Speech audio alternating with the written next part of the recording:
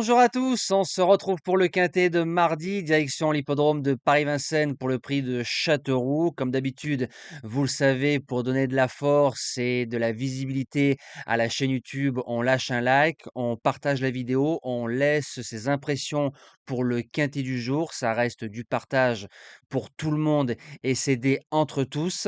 On va retrouver les résultats de la soirée d'hier soir du côté de Deauville. Alors le course-parcours de Cagnes-sur-Mer peut mieux faire. On a manqué pas mal de réussites concernant la Réunion et Cagnes, c'est un hippodrome pas facile. Par contre, à Deauville, on fait une belle dinguerie. Tiercé, quarté, quinté dans la sélection. Plus de 6 800 € de gains online.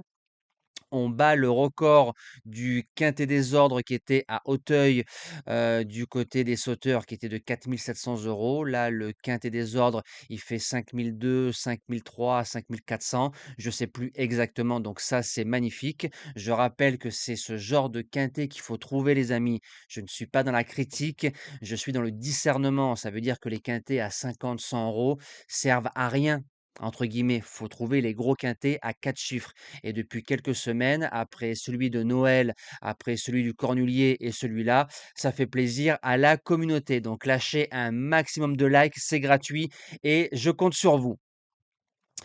Présentation du quintet de mardi. Donc prix de Châteauroux en Réunion 1 course 1, départ 13h55, 14 partants, course labellisée européenne, 2850 mètres grande piste. Il y a 3-4 chevaux pour gagner. Et il y en a bien une bonne dizaine pour faire l'arrivée. Donc ça va être une question de parcours, de réussite. C'est un quintet très ouvert.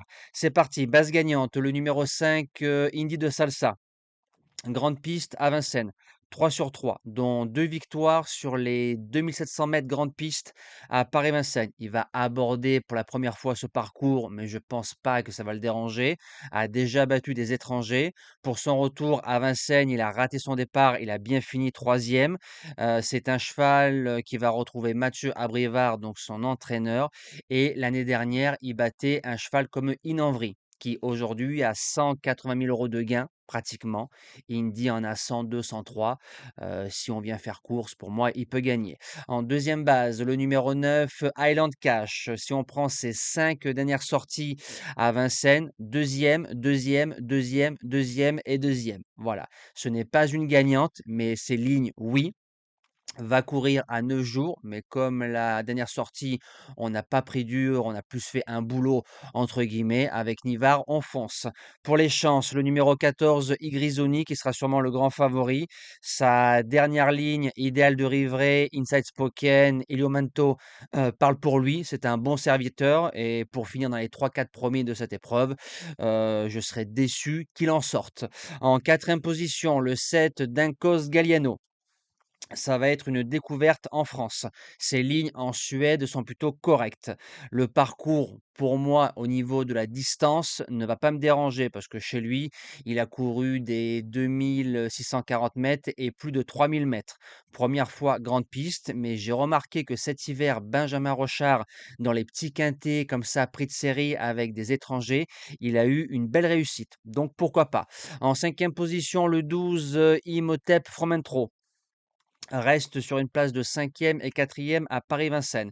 C'est un cheval qui a été drivé parfaitement par François Lagadec lors du quintet de référence, que quatrième. J'en attendais un peu mieux, il m'a un peu déçu. Voilà, maintenant dans mon quintet de tête, je le garde sans problème. En sixième position, le 3, Oscar Van Albeck, qui reste sur deux belles sorties, qui fait tous les parcours. Le 27 décembre, ligne gagnante. Derrière, il a eu du mal à tourner quand on a touché Sangria Pellini aux objectifs. Franck Ouvry qui en tire la quintessence. En 8 chevaux, je pense qu'il est incontournable. En septième position, le numéro 4, Cantab As. C'est un cheval qui va courir avec de la fraîcheur, ça ne me dérange pas. Les Martens sont de retour en forme. Il est facile à driver et en faisant 300-400 mètres, il viendra prendre la meilleure allocation possible. Et je termine avec le numéro 13, Icône d'érable, qui a déjà battu Imhotep en province. Maintenant, Icône, je la préfère face aux seules femelles à Vincennes.